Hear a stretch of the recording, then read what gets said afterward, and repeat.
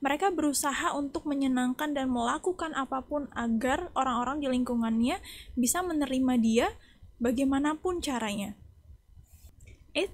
Menyenangkan orang lain itu memang baik, tapi ternyata ini bisa jadi red flag buat diri kita sendiri loh. Kenapa?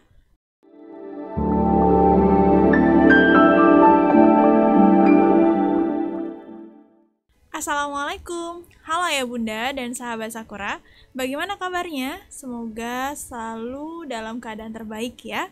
Oke, hari ini kita akan membahas tentang people pleaser. Sebelum kita mulai pembahasan selanjutnya, untuk yang belum subscribe, silahkan di-subscribe dulu dan jangan lupa dibunyikan loncengnya. Dan terima kasih juga untuk dukungannya sampai saat ini. Semoga channel ini bisa terus lebih baik lagi dan menebar manfaat ke depannya. Sebenarnya apa sih people pleaser ini? Ya, people pleaser ini adalah kebiasaan seseorang yang selalu ingin menyenangkan orang lain dan memprioritaskan kebahagiaan orang lain bagaimanapun caranya, atau yang bisa kita sebut sebagai people pleasing. Sebenarnya bermasalah nggak sih people pleaser ini? Ada dampaknya nggak sih people pleaser ini? Bukannya baik ya kalau kita ingin menyenangkan banyak orang. Menyenangkan orang lain itu memang baik, tapi ternyata ini bisa jadi red flag buat diri kita sendiri loh. Kenapa?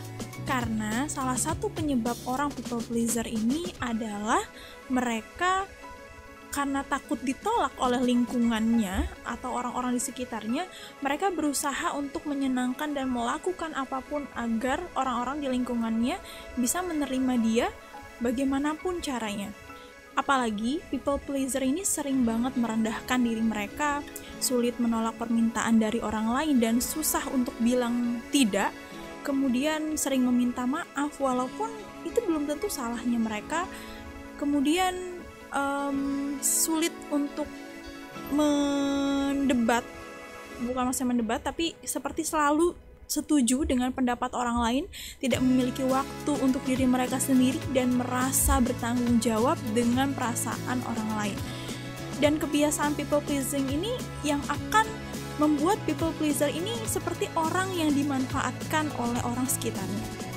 Sebenarnya ada dampak positifnya nih buat people pleaser. Kenapa? Karena mereka akan dinilai bagus, akan dinilai baik, dan senang mendapatkan pujian. Setelah itu mereka gampang banget buat nolong orang.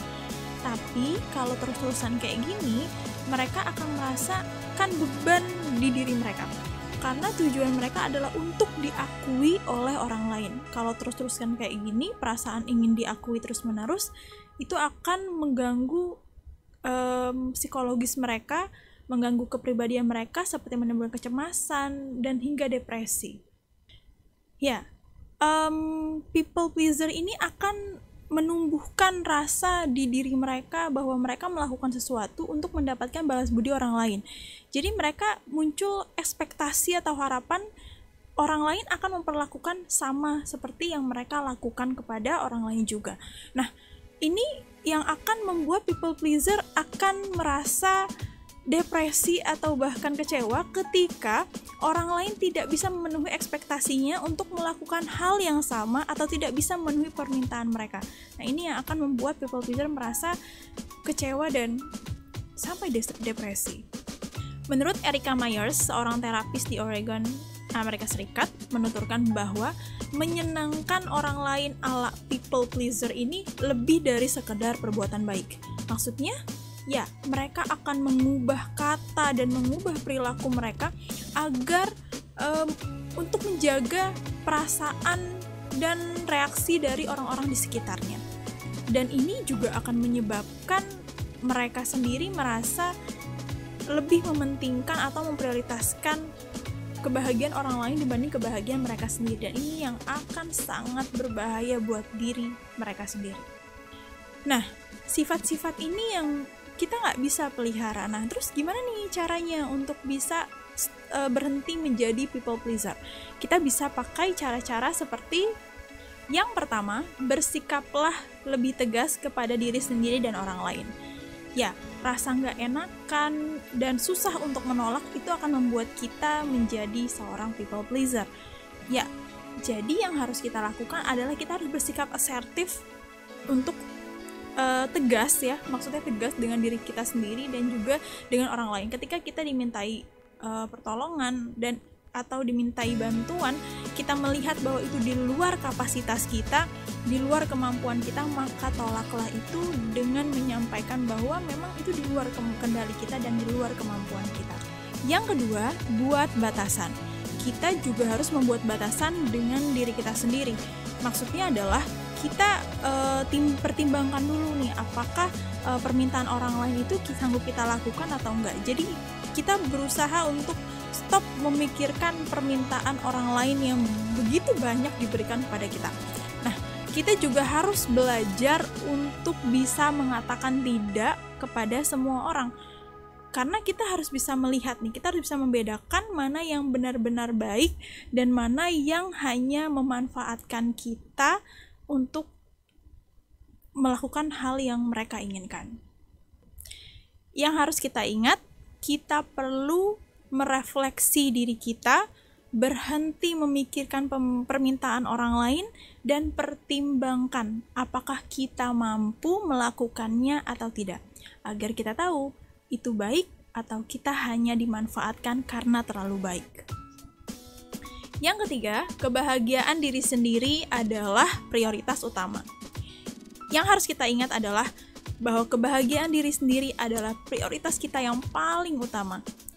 Karena kita juga harus bisa memposisikan dan mengerti apa yang kita mau dan apa yang membuat kita bahagia. Kalau kita terus-menerus membuat atau melakukan hanya untuk membahagiakan orang lain, kita nggak akan pernah bisa merasakan gimana rasanya bahagia itu sendiri kalau kita terus menggantungkan kebahagiaan kepada orang lain. Nah, makanya ketika kita sudah sadar bahwa kita bahagia dengan apa yang kita lakukan, maka lakukan. Dan sebenarnya membuat orang lain bahagia itu bagus, niatnya sangat bagus, tapi kita harus luruskan niat kita bahwa kita melakukan kebaikan, kita melakukan kebahagiaan untuk orang lain itu tanpa ada rasa mereka harus baik lagi nih sama kita. Kalau kita baik sama mereka, mereka harus baik lagi sama kita. Atau kalau kita melakukan hal yang membuat mereka bahagia, mereka juga harus melakukan hal yang sama dengan kita. Nah, itu yang harus kita hindari. Yang keempat, jangan meminta maaf kalau itu bukan salah kita. Meminta maaf itu perlu kalau kita melakukan kesalahan. Tapi kalau kita nggak melakukan kesalahan dan kita nggak punya kendali atas itu, ya tidak perlu kita minta maaf. Tidak semua dan tidak selalu kita harus minta maaf. Karena yang harus kita ingat adalah kebahagiaan orang itu bukan tanggung jawab kita. Kita nggak bisa memaksa semua orang untuk bisa senang dan bisa percaya sama kita, dan kita juga nggak bisa memaksa diri kita untuk selalu sesuai dengan ekspektasi orang lain. Karena kita sendiri yang bertanggung jawab dengan kebahagiaan diri kita sendiri. Kita nggak bertanggung jawab dengan kebahagiaan orang lain. Jadi, yuk stop jadi people pleaser. Nah, ayah bunda, kita bisa mengajarkan anak-anak kita juga dan mendidik anak-anak kita agar tidak menjadi alat kebahagiaan orang lain atau menjadi people pleaser. Dengan apa? Yang pertama, kita bisa mendengarkan atau menerima ide dan perasaan anak-anak kita. Kemudian yang kedua, kita bisa fokuskan pujian pada kemampuan anak-anak kita, peningkatan setiap peningkatan mereka kita apresiasi. Dan kemudian yang terakhir adalah hargai pilihan anak-anak kita, bahkan ketika mereka mengatakan tidak kepada suatu hal. Dan untuk semua sahabat Sakura dimanapun kalian berada, yang perlu banget kita ingat bahwa hidup kita adalah milik kita dan kita bertanggung jawab dengan hidup kita sendiri.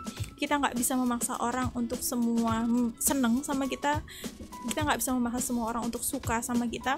Please jadi diri sendiri dan pahami, peduli dengan diri kita sendiri. Kita tahu apa yang kita mau dan apa yang harus kita perjuangkan yang baik untuk kita dan kita butuhkan.